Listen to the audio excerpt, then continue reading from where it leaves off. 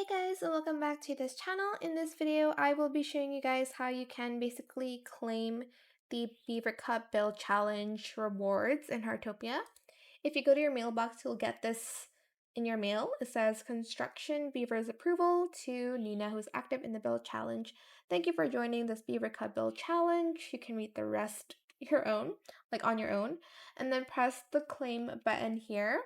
And then basically you get the trophy. I only got a certificate because I didn't get a trophy, but that's fine.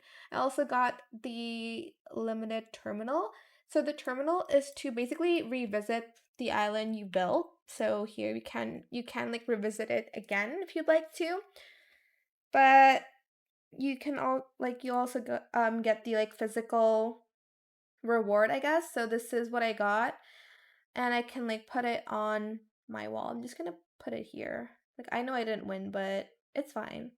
I'll just place it in front. But that is it for this video. I hope it was helpful for you guys. Don't forget to like, comment, share, and also subscribe to this channel if you haven't done that already. If you have any more questions about this video, just leave it in the comment section down below.